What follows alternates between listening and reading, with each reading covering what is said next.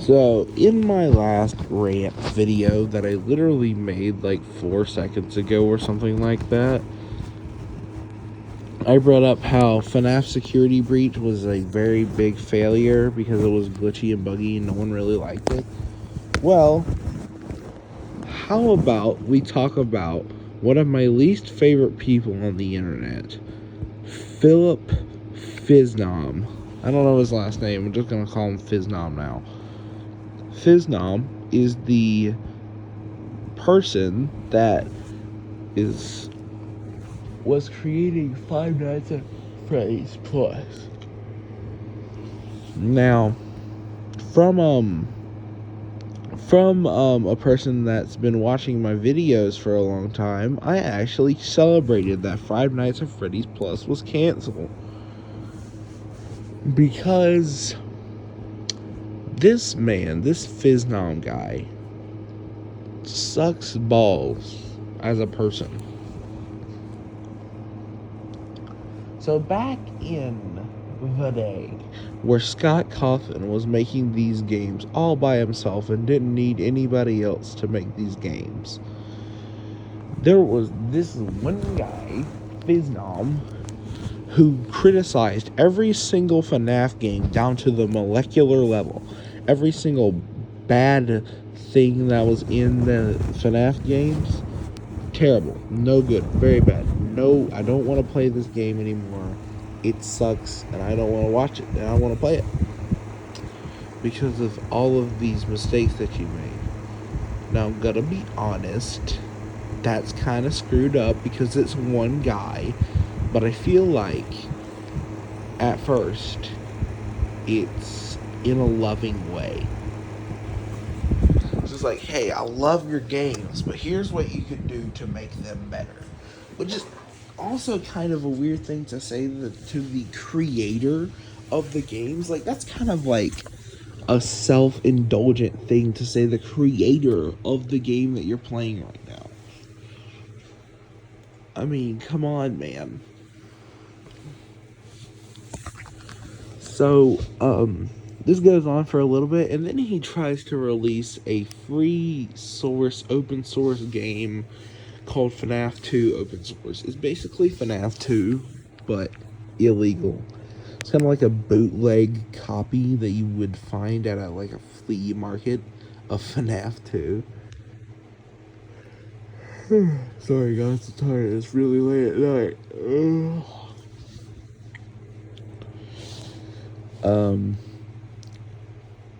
But what I was saying was the flea market FNAF 2, and Scott immediately took it down and said, hey, that's a no-no.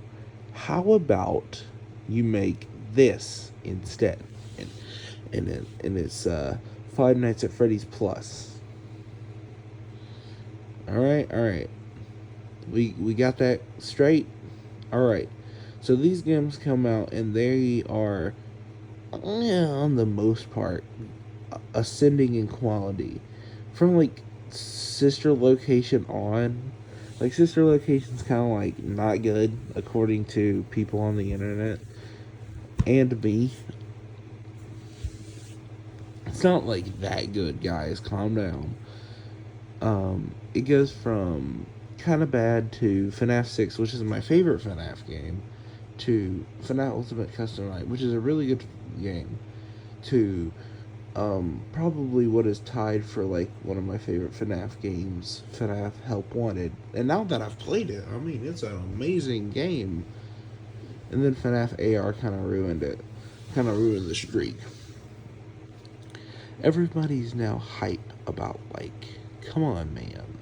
Everybody's like really hyped about this FNAF project that is coming out in 2020, 2021 early, 2021 mid, 2021 late. Ding ding ding.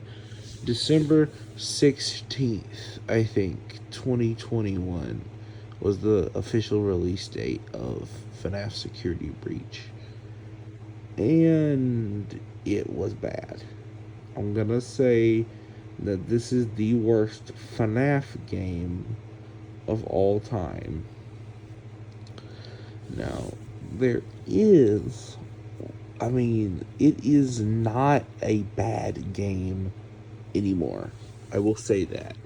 They have gotten rid of almost every single glitch that they could find in that game to make it good. Now, I'm not going to say they're excused from what they did at first, because, like, if you're going to fix every single thing that you did, why not just do it before you release the game, right? That makes sense, and that's one of his points. That freaked me out. Thought I saw a light in the thing. Anyway, probably just seeing things. Kind of freaked me out. Anyway, as I was saying, that's one of Fisnom's points. Another one of Fisnom's points is that it's just like not that good of a game, period. It kind of ruined everything that FNAF stood for at that point. They brought back Afton and everything. It screwed up the lore. Alright? So, that happened. And shoot dang it. So Fisnom goes on this whole entire tirade of Steelwool Studios saying, "Oh my gosh, how could you make such a terrible, awful, no good, just bull crap of a game? Just like, this is like the most terrible game I've ever seen in my whole life." Right, that's what he's saying. And, he considers himself not a FNAF fan anymore. Now, I wouldn't say he was a FNAF fan in the first place. Any person that would just like go, actually, you did this really wrong, and sorry nerds, but like that's basically what he did. He was like, actually, you did this thing wrong, Scott Cawthon. Even though you're one person creating the game, you did this wrong. So he was never really a fan of FNAF. He was more of a critic that held himself to a higher standard. Like, dude, it's so he's planning on recreating. He was planning on recreating FNAF 1, right? To make it better than Scott Cawthon. And I'm like, dude, sure, you can make a game that's better than FNAF 1 that is also a remake of FNAF 1. You can have better graphics, better everything. But the thing is, stop trying to put yourself on a pedestal above Scott Cawthon. Because, like, you are not that guy. Like, you are a single person that is, like, working with a bunch of other people. Yeah, that's my point, because he's working with other people. He's not just like one guy. He's working with other people on this, definitely. So, yeah, because for the first four, I think, FNAF games, there was literally no other person in those games except for Scott Cawthon himself, and that's it. That's all the people you get. But for FNAF Plus, it takes a village. So I don't think this guy should hold himself on a pedestal above Scott Cawthon, because he's not Scott Cawthon. He's not that guy. But I digress. FNAF Plus comes out, or doesn't come out. It comes and it says, "Hey, what's up? I'm FNAF Plus. I'm the newest Fazbear Fansverse Initiative project." And speaking of the Fazbear Fansverse Initiative, whatever happened to that? It's kind of like my other video where Friday Night Funkin', it never got updates and it only got like one cool thing to happen, and it turned out to be a bad thing. One Night at Flumpty's 3 or whatever it was created by a dang pedophile. So yeah, And the entirety of the Fazbear Fanverse initiative kind of has went down into flames because of Theft King. Now, there's a thing with Theft King. I both do and do not like him, so please don't attack me when I say this, but he kind of like killed the Fazbear Fanverse initiative. I mean, come on. He said one of the Fazbear Fanverse initiative creators should rot in hell because he was giving a thing about how the Fanverse initiative needs to have more like initiative put into it. Rotting in hell, burning for eternity in hell.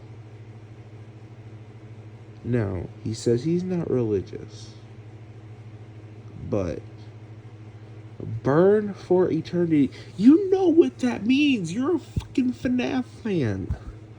You know what burning for eternity means. It's not a good thing, and it's not a thing you should ever wish upon a person, no matter what they do. Unless they kill a bunch of people, then it's probably fine. But unless they kill, like, a bunch, and I mean a bunch of people, like Hitler or something like that, you should never wish a person to burn in hell for eternity. And this is off of a video about the funny bear game that has tiny little jump scares in it. It's about Frederick Fazbear and his funny gang of friends that try to scare you. Like, this is not supposed to be like a thing that you're supposed to like burn in eternity for because of your opinion. Anyway, that's a very strong opinion I have on Theft King. I've kind of forgiven him because of his FNAF VHS YouTube videos. They're really, really high quality, and you should watch them. And I mean, I like puppies and kittens, so I am subscribed to Theft King. It's kind of all in the past now, but I still won't get over it. But back to Fisnom over here.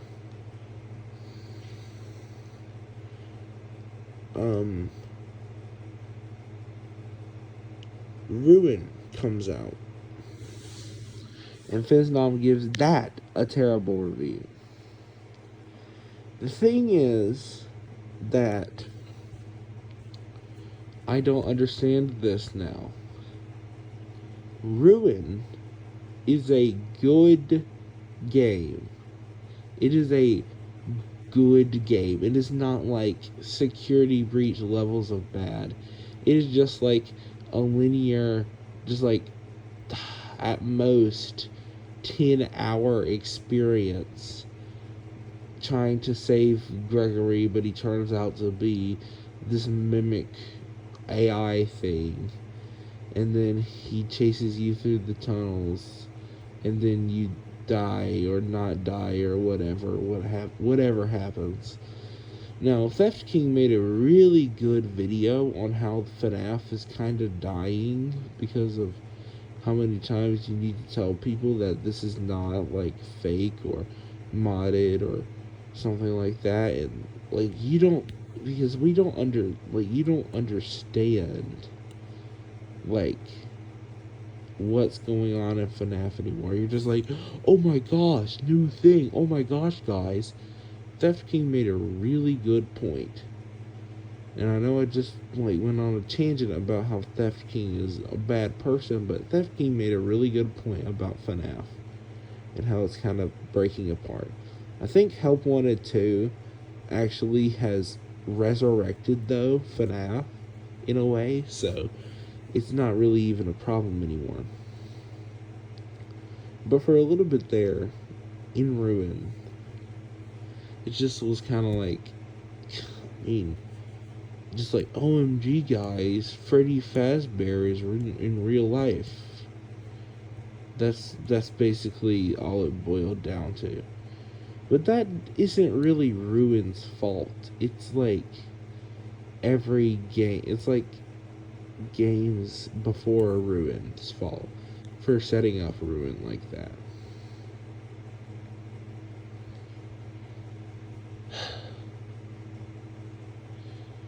So let me pull out a metaphor because I'm really good at these now. Imagine you bought a chair, right?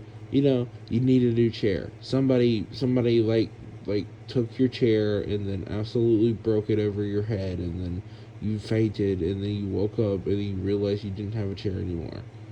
You need a new chair. So you ask this carpenter to make you a chair. And they do make you this chair after multiple delays of saying, no, can't do it yet. Oh shoot, I have a better one. This actually happened to me. Something like this actually happened to me. So, imagine you have to take your boat into the shop. Right, your boat is like your seats in your boat are kind of messed up. And you have to take your boat into the shop. And you're like, hey dude, can you please like make, oh, shoot, the chair metaphor was better. So back to my chair metaphor. You ask this carpenter to make you a new chair, and he makes you a good chair, a new chair after multiple delays of not getting your chair. But the thing is, this chair is terrible. This is a terrible, terrible chair. Like it bends, and eventually it breaks like 10 minutes after you get it. And you give it back to this carpenter and you say, hey dude, this is the terrible chair that you just made me. Make me a new chair. And then, to no charge to you, it costs you absolutely zero money for this to happen. But he builds you a new chair. And it's kind of rickety, but it stays up on its feet and works as a chair good. Does that sound familiar? That is the story of FNAF Security Breach and FNAF Security Breach Ruin.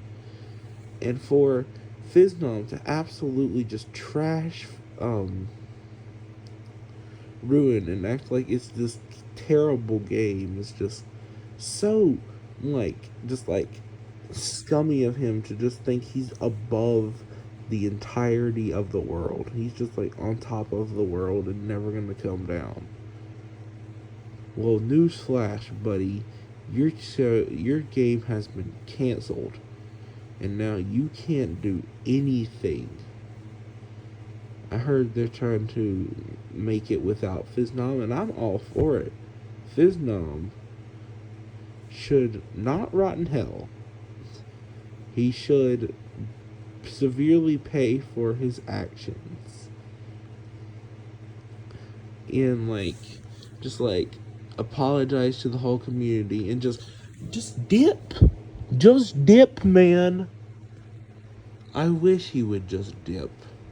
He's always looking for attention, and he's just an attention magnet. And I know that's kind of coming from a person that's also a attention magnet, but he's always looking for this attention. He's always parading himself around as this hater. Well, I hope he can finally find out that, hey, dude, this is not a good way to live, and, get out and not be part of the community anymore like he said he wouldn't be. So, there is my 20-minute long take on Phil Fisnom of FNAF Plus. Thank you for your 20 minutes of time in darkness.